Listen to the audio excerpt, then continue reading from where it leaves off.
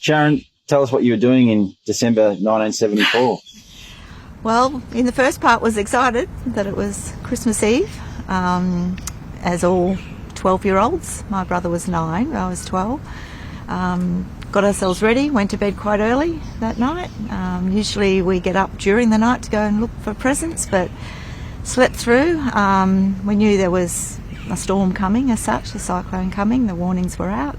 That wasn't unusual. Sort of thing, so we went to bed, and it wasn't till some hour of the midnight-ish we were being woken up by our dad, and to come out, and we took the mattresses off the beds and moved them out into the hallway. So that was sort of the very first part of realising that something's happening. My recollection going back then was more about the unknowing. We didn't know exactly what was happening. The noises, obviously, coming through, that was quite terrifying. And then, it's that howling of the wind. You could hear it coming from miles away. And then once the noises outside became greater and greater, the 2 mattresses were in an old housing commission house, so they were in the hallway, which was, the safest part. Bathtubs were filled up with water, things like that.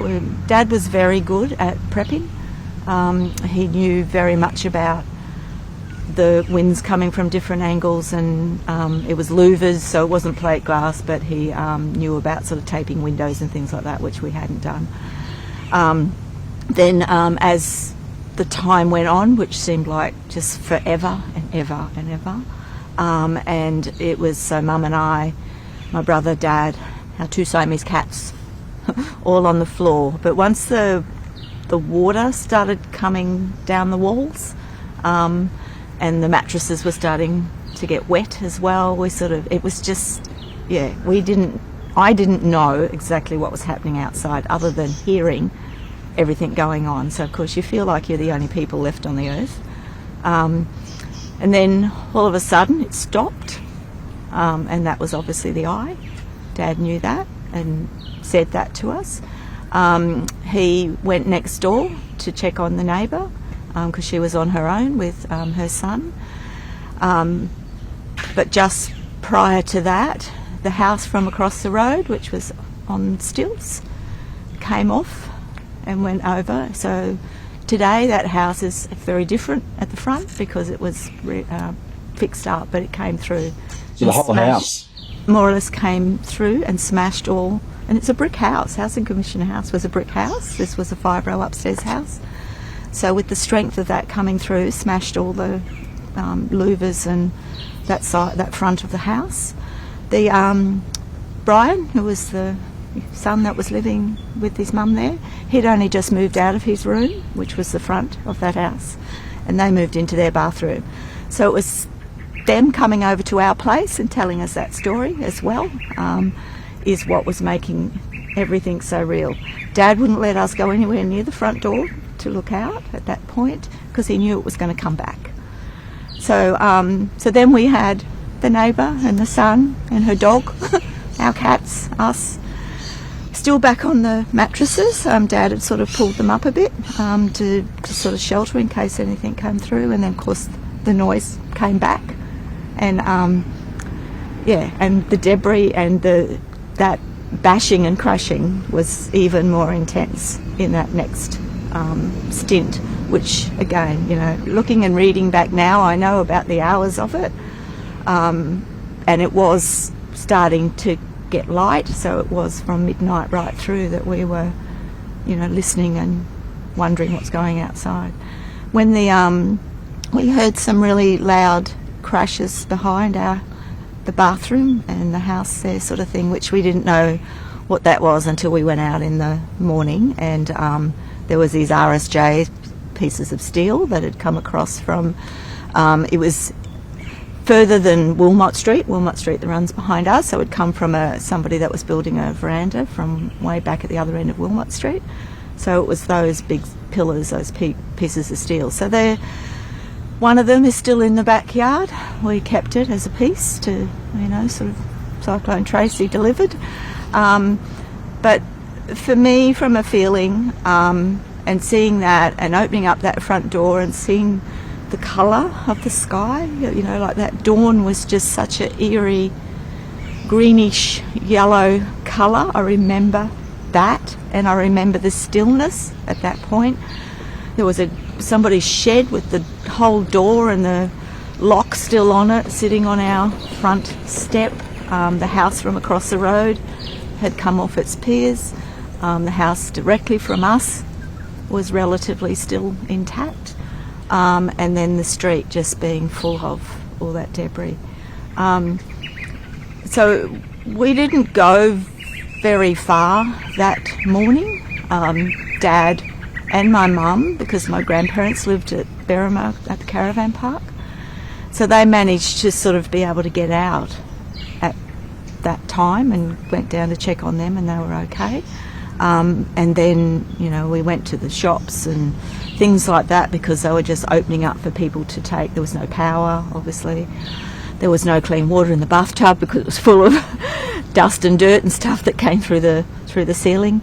And as the time went on, we lined up for the ice. We went to find a phone, once those things, to let family know that we were okay. It's all those little things, the fogging machine coming, the going and getting needles for tetanus and all those sorts of things. And then I think it felt like forever, but it was only a few days later that we then heard our names being called on the radio to go and be evacuated. And one of the trips up Narrows Road, a friend of mine in Ludmilla, she'd lost her house, so she was staying at Ludmilla Primary, which is where we were at school up until grade 7. The RAF base is just over from us. I saw, my love of my life at 12 years old. His house was smashed to the ground, so I was really, really not in a good place, because it was sadness. It was so sad. And as we got out to go on, I remember sitting on the old blue buses at the airport to be evacuated, and there was no way I wanted to go because I didn't know where he was, that boyfriend. And we then sort of started that journey into being evacuated, and we're heading to my auntie's place in Brisbane, or in Southport. So coming through the different airports, I feel that we went to Brisbane, across Australia, everywhere sort of thing, because it was such a long trip. Everybody was piled in, no seat belts. Doesn't matter if you got 4 to a seat back there. It was a commercial flight. We weren't on the Hercules or anything like that. And getting to places where people were there, the rest of Australia, with all sorts of stuff. And my main thing is I wanted this blue parka. My mother telling me that we won't need a parka in Darwin when we come home. And then, so it was that just unknowing, and the kindness of everybody that was coming out, and I didn't know for what real reason. Then hearing the stories as I've got older, because we came back. I started high school that year of 75. A bit later, friends didn't come back. They never did. So I've grown up with, you just lost a whole piece of your life. And the older I got, and the more I listened, and the more I learnt from other survivors, and the 40th anniversary was probably my real turning point in getting a bit better than I am now.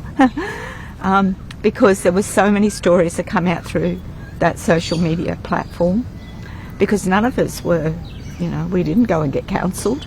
We just got on with our life. And then, a friend of mine, the one over in Ludmilla, her neighbour and the young friend there, she lost her mother. My aunts and uncles couldn't afford to, they decided not to pay for their insurance because they were buying Christmas presents, so they lost their house and lost everything. My grandparents lived in a caravan. However, he was very conscious of safety and had the whole caravan tied down, so that caravan was still intact.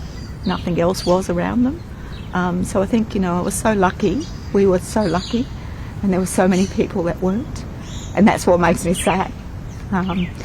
But we've got such a good group, and we're all, like, I'm 62 now, so I was 12, and I think it's this group of us that sort of changed from primary school into high school into, that puberty stages, that we have a common thread, whether we grew up in the same street or we didn't. And as I said, that 40th anniversary, we tried to put a survivors committee then to get, the main thing is a memorial, is what we wanted. We wanted something that we were putting together. And that didn't happen. There was, there's always been some sort of a remembering or a commemoration of some description. Some people don't want to know anything about it, and some like to just bounce stories off each other. And it's us that are doing that. It's not sort of the wider public. And until you were there that night, regardless of whether you're still here now or you had to move, the noise and the terrified self it's never changed,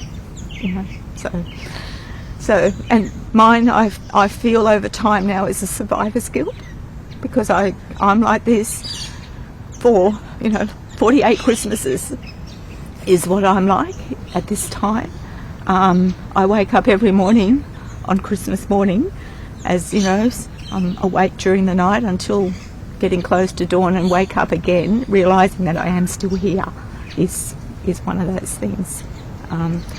My brother's, he has his own story, which is very different to mine. I'm a very emotional person, and I'm very sad for everything that happened to everybody else, because I'm okay, other than a bit traumatised. When you were there, bunkered down in the house on that night, how frightened were you? Well, terrified.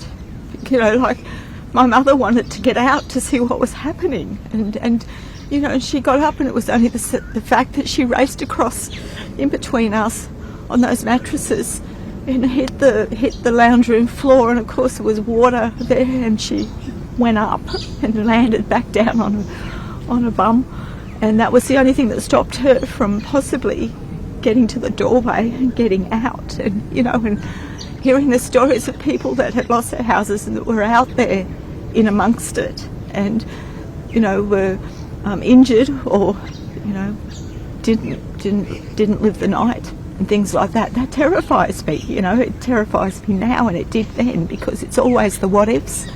If those two pieces of RSJ only came a couple of metres, it would have come down on the top of the house into the hallway where we were, so it's that as well.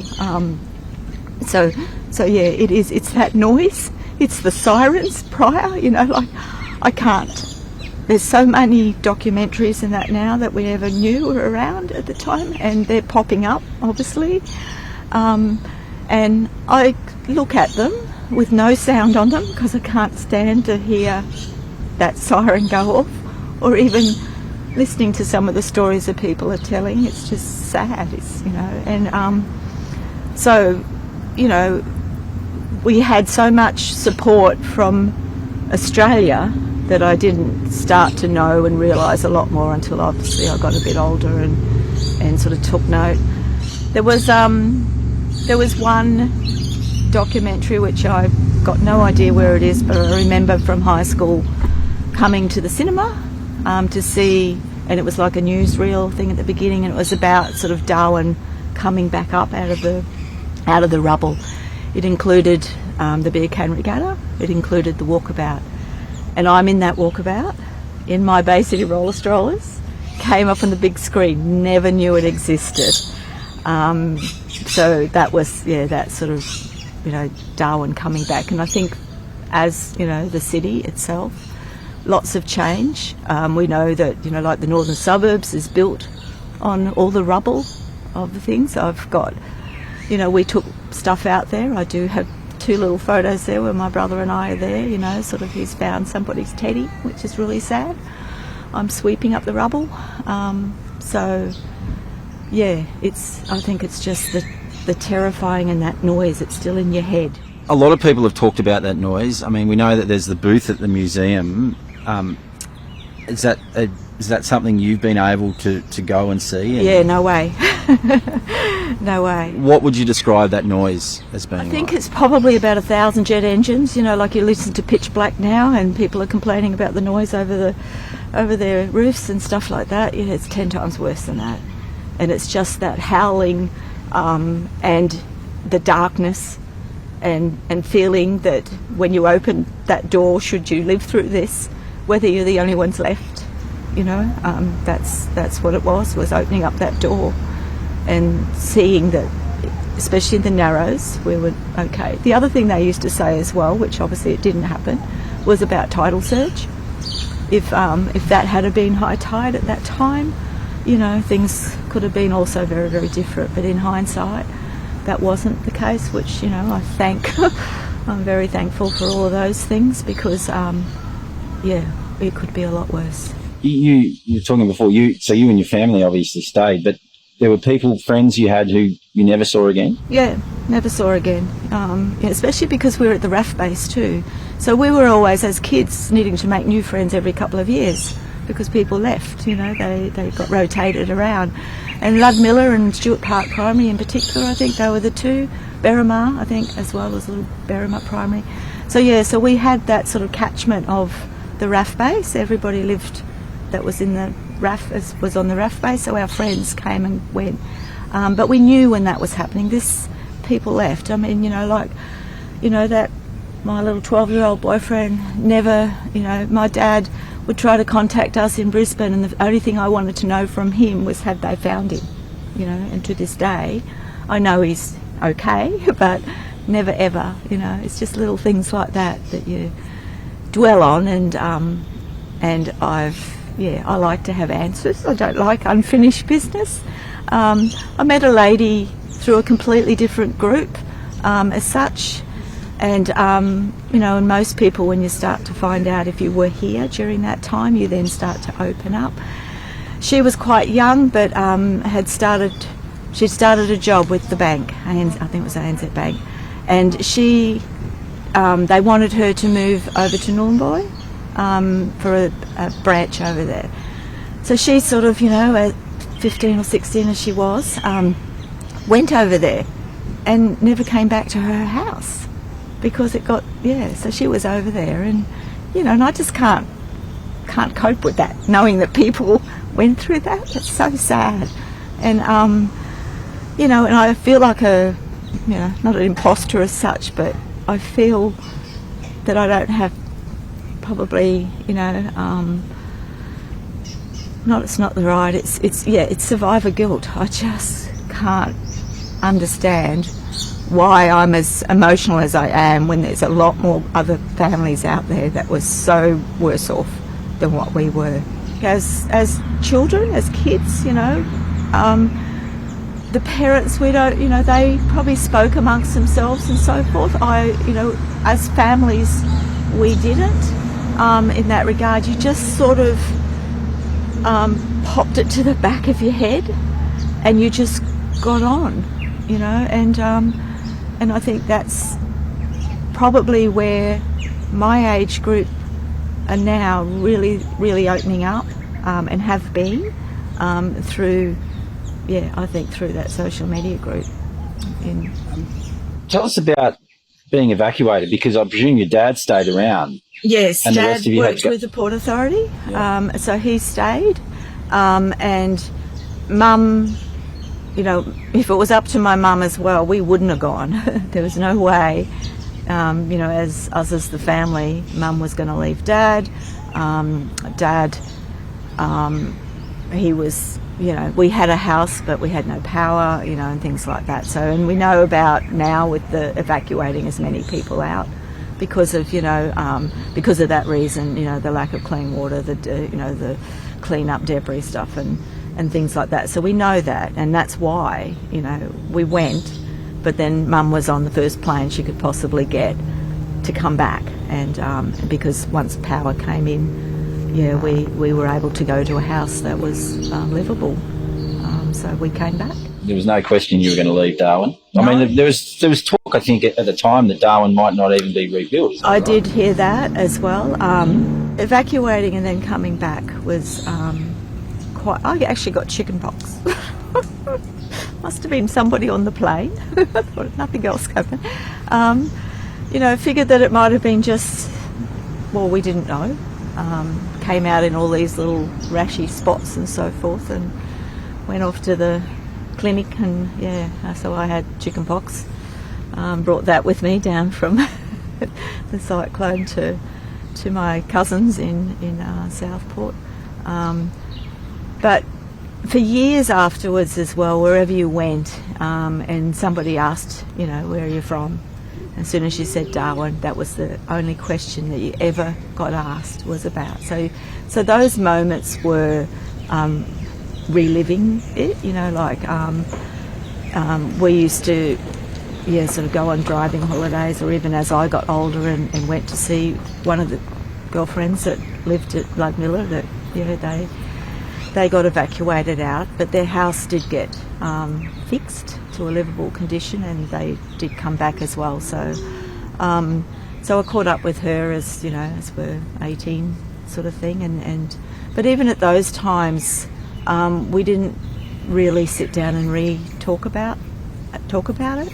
I saw her, which only seems like the next day that I feel, but I know that wasn't the case. Time stood still as well, and there seems to have been so much that happened in just those few days before we were then evacuated, and I've got no timeline properly, in my head, because it even feels the very next day that my parents went to go and check on my grandparents, and my brother and I, as 9 and 12, stayed at home and waited till they come back. That was your Christmas Day? That was Christmas Day. My brother had asked for a Bible, and I've got a little thing of the Bible. So Mum and Dad, they've inscripted inside this big red Bible about, for Christmas to my brother. And at some point, which we didn't know this until a while later, and went to look in it, he's actually written in that, and then the wind blew us away. So he was 9, he wrote that in that Bible. I got given a typewriter because I was about to start high school, and Mum said, if nothing else, you need to learn to type and you'll always have a job. Little old manual typewriter. So I can remember, being at the base of the bed, because we'd taken the mattresses off, with my little typewriter, plodding away on it while our parents had gone to check on the grandparents. And that was the Christmas Day. The Christmas tree had, knocked over by the wind, so it's on the ground, but it was still there. And just, I don't even know what we did for Christmas dinner. We would have had food there because, Mum had done the shopping. For most people, Christmas Day is a day that you really look forward to, but for you, even now, it's a really tough day, isn't it? I'm always very anxious. I don't like the wind at any time of the year. I do bunker down.